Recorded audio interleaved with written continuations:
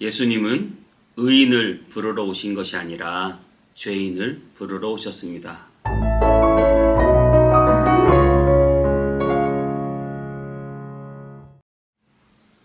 안녕하세요. 온땅임 성문교회 서정혜 목사입니다. 하나님의 말씀과 함께 행복한 하루 되시기 바랍니다. 여러분, 사람들은 본능적으로 누가 나에게 도움이 되고 누가 나에게 불필요한지를 알게 됩니다. 그래서 자기에게 도움이 될 만한 사람들에게는 굉장히 또 더 친근하게 잘해서 도움을 받으려고 하고, 또 도움이 되지 않을 사람에게는 특별히 관심을 주지 않은 것이 어떻게 보면 인간의 인지상정, 누구나 다 그렇게 살 수밖에 없는 실정인지 모르겠습니다. 오늘 예수님은 자신에게 도움을 줄 그런 당국자들, 대제사장, 바리새인들, 권력자, 지도자들에게 특별히 무언가 잘 보여서 뭔가를 얻으려고 하지 않으셨죠.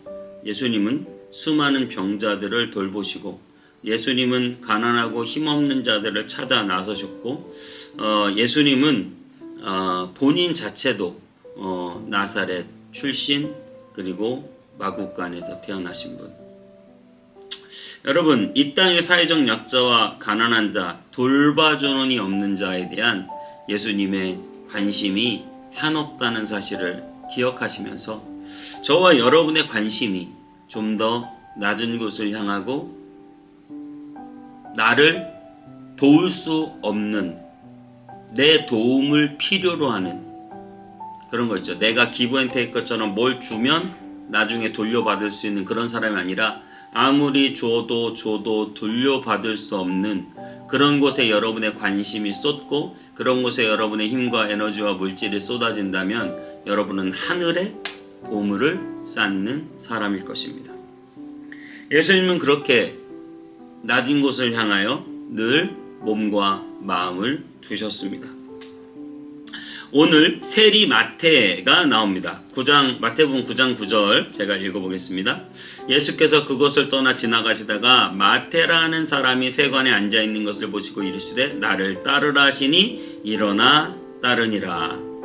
단순히 한 절이지만 많은 의미를 포함하고 있습니다. 세리, 당시 세리라는 직업은 사람들로부터 완전히 무시받고 괄시받고 천시받는 그런 직업이었습니다. 잘 아시다시피 로마의 속국이었는데요. 그 유대인들이 사람들에게 세금을 걷어다가 로마에 갖다 바치는 일을 했기 때문입니다. 당시 이 종교 사회 속에서 세리라고 하는 것은 창녀나 기타 등등 아주 사회에 가장 불미스러운 사람으로 취급받고 왕따처럼 지냈기 때문에 그저 자기들끼리만 생활할 수밖에 없었습니다. 그런 이 세리 마태에게 예수님이 찾아가신 것이죠. 죄인이고 아무도 돌아보니 없는 그 세리 마태에게 예수님이 찾아가셔서 나를 따라오너라, 이렇게 말씀하시는 것이죠. 여러분 기억하십시오. 우리 모두는 죄인입니다. 예수 그리스도를 알기 전 우리는 죄에 빠졌던 심각한 상태에 있었습니다. 그분께서 나 같은 죄인을 와서 불러주셨다고 하는 사실에 우리는 감격할 수 있어야 돼요. 우리가 스스로 아픈 상태인 걸 알아야 환자이기 때문에 의사를 찾고, 우리가 스스로 죄에 빠진 상태를 알아야 죄인이기 때문에 우리를 구원하신 구원자를 찾게 되는 것이죠. 우리의 육체에 있는 상태는 어떤 상태였을까요? 갈라디아 5장 19절에서 21절에 이렇게 말합니다. 육체의 일은 분명하니 곧 음행과 더러운 것과 호색과 우상숭배와 주술과 권수 맺는 것과 분쟁과 시기와 분냄과 당짓는 것과 분열함과 이단과 투기와 술 취함과 방탕함과 또 그와 같은 것들이라. 전에 너희에게 경계한 것 같이 경계하노니 이런 일을 하는 자들은 하나님의 나라를 유업으로 받지 못할 것이요. 그렇습니다. 육체의 일은 너무나 현저하다, 정확하다, 뻔하다, 철저하게 이런 나쁜 짓을 하면서 사는 죄인이었다. 누가요? 저와 여러분들이 그렇죠. 저와 여러분들이 예수 그리스도를 믿는 지금도 여전히 죄에 약하고 부족한 모습을 보이고 있다고 하는 사실이죠.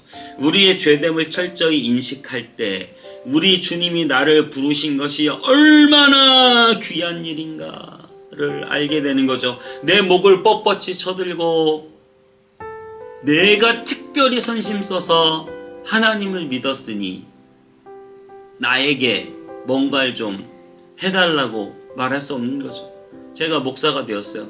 하나님께 기도할 때 하나님, 내가 특별히 목사가 됐잖아요. 하나님 위해서 내가 특별히 선심 썼습니다.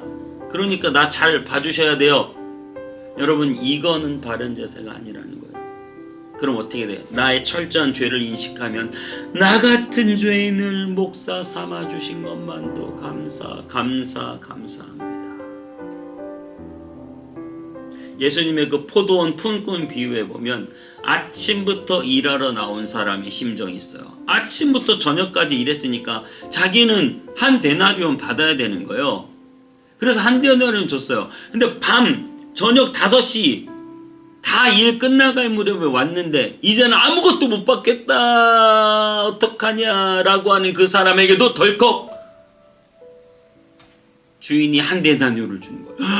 감사하고 감격하고 어떻게 나 같은 사람에게 이렇게 한 데나리온을 주십니까? 여러분, 우리의 심정이요, 아침부터 온 사람이 되어서 왜 쟤한테는 한 데나리온 주고 왜 나도 똑같이 주냐? 쟤는 일도 안 했는데.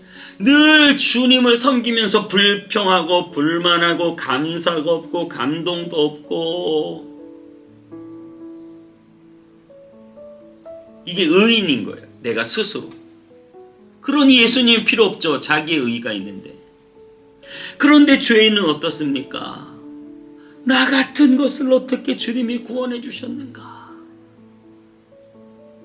나는 저녁 5시에 온 사람 같은데 어떻게 나에게도 한 데나리온을 주시는가? 나는 지은 게 죄밖에 없는데 어떻게 주님이 나를 구원해 주시는가? 나는 지은 게 죄밖에 없는데 어떻게 주님이 나에게 천국을 주시는가? 감사하다, 감사하다, 감사하다.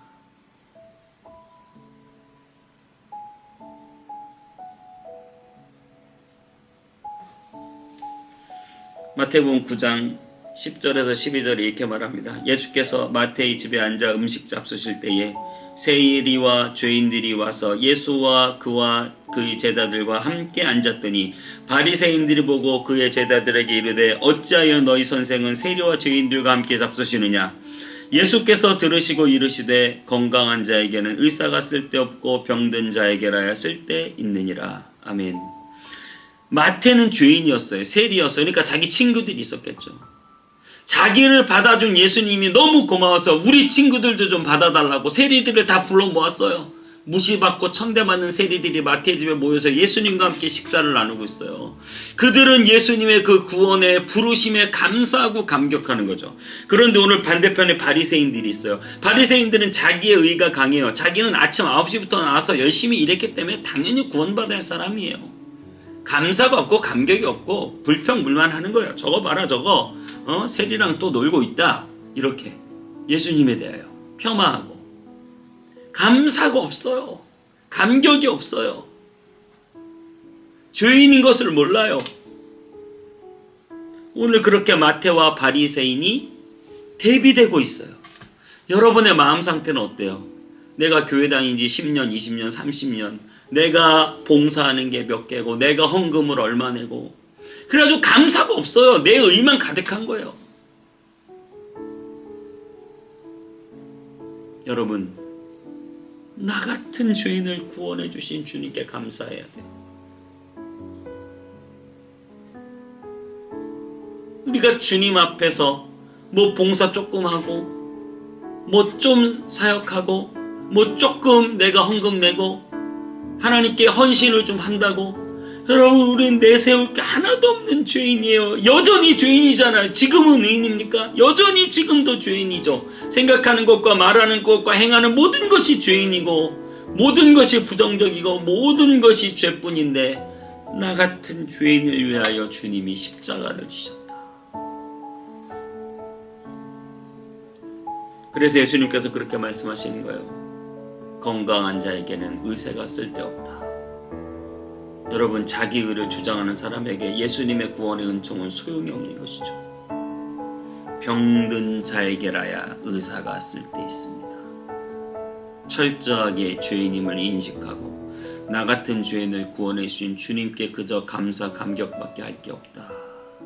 그럴 때 우리 주님의 구원이 값지게 우리 안에서 영롱하게 빛나는 빛이 될 줄 믿습니다. 기도하겠습니다. 예수님, 내가 얼마나 죄인인지 깨닫기를 원합니다. 내가 철저히 일평생 살면서 지은 것은 죄밖에 없는데 죄인인 나를 위하여 주님이 십자가를 지셨습니다. 주님, 이 감사와 감격이 우리 안에 넘치게 하여 주옵소서. 나의 의로움과 내가 스스로 뭔가를 좀 했다고 하는 교만들을 완전히 박살내 주시고 오직 나 같은 죄인 안전하사나 죄 지을 생각밖에 안 하는 나 같은 죄인을 위하여 우리 주님이 모든 것을 다 주셨다는 사실을 날마다 기억하며 감사와 감격 속에 십자가 되고 지고 주님 따라가는 우리가 되게 하여 주옵소서. 감사드리고 예수님의 이름으로 기도하옵나이다. 아멘.